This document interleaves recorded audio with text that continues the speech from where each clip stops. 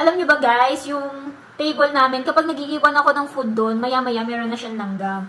Pero B, legit, nung ginamit ko talaga tong insecticide killer spray na to, kahit matagal kong iwanan yung food sa table namin, B, wala talagang langgam nang gumagapang doon. Kaya sabi ko, grabe naman, sobrang effective nito.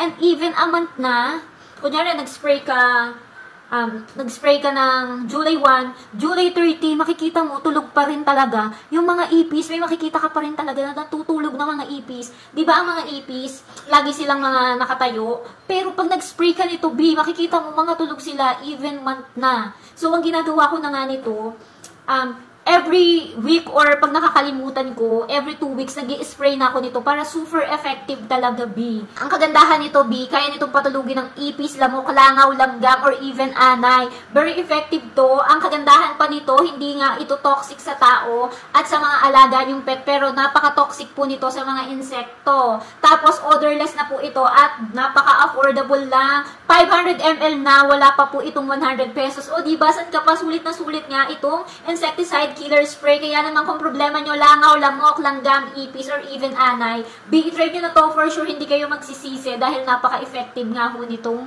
insecticide killer spray na to. Yun lang po. Uy!